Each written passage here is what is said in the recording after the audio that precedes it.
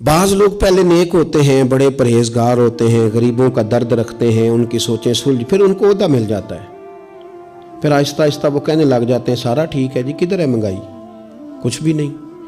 जब तक किराए की गाड़ी में सफ़र करता है तब तक तो वो कह रहा होता है कि कितना किराया बढ़ा दिया आपने, 5 रुपये इजाफा कर दिया। और जब वो अपनी गाड़ी में बैठे फिर वो जो बस के पीछे होते हैं वो बेवकूफ़ नज़र आते हैं। क्यों? अब तो उसके पास पजारो है, उसको कैसे वो लोग अब भले नज़र आएंगे।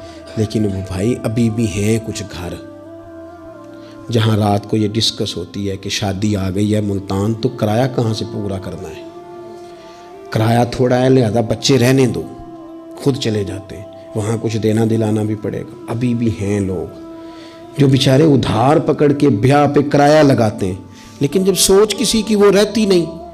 अब्दुल मलिक बिन मरवान बड़ा नेक कहलाता था, फुकहा में शुमार होता था, इतनी मस्जिद में बैठ के इबादत करता था कि उसको हमामतुल मस्जिद, मस्जिद का कबूतर कहने लग गए लोग।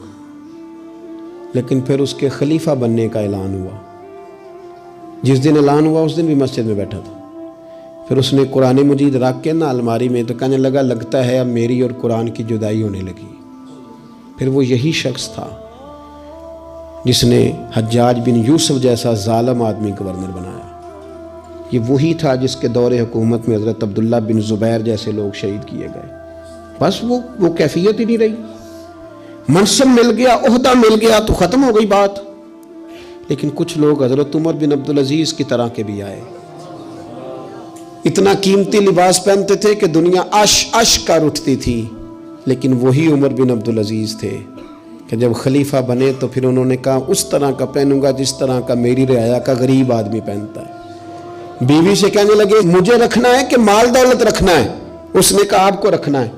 वो एक खलीफा की बीवी, एक बादशाह की बहन, एक बादशाह की बेटी थी, पर सारे जेवर खैरात कर दिए, गरीबी की जिंदगी गुजारी। कुछ लोग नहीं बदलते, कुछ ओहदा आ गया, माल आ गया, रूप ही बदल गया, कहानियां ही और हो गई। यानी गांव से आकर पढ़ने वाले भूल ही गए कि किसकी माँ ने कितना जेवर बेचा था। फिर उनके हालात ही बिल्कुल तब्दील हो गए, उन्हें पता ही नहीं हम क्या थे।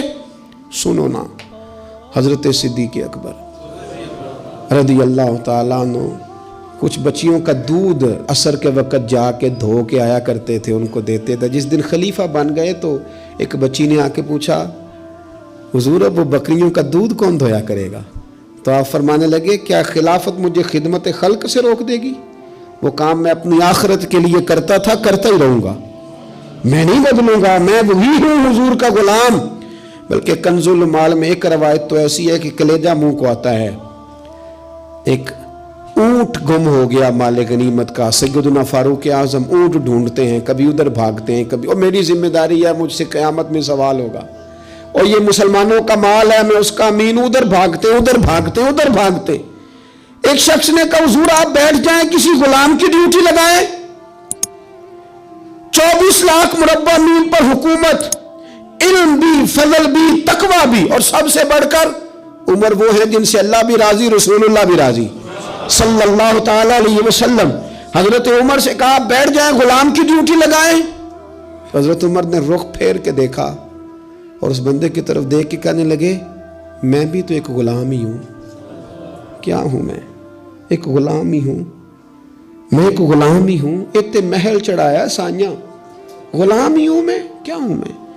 जब आपने ये लफ्ज़ कहे तो बंदा कहता है नॉर्मल बात थी, मेरे भी आंसू निकला। यार ये भी कोई अंदाज होता है? लेकिन भूल गए लोग, अपनों को भूल गए, अपनों को भूल गए, अपने करीबियों को भूल गए। दौलत आई तो फिर वो मोहल्ला पसंद ना आया, फिर घर सोसाइटी में बन गया, फिर यार बदल गए, फिर रिश्तेदारियां बदल गईं, फिर हालात और हो गए।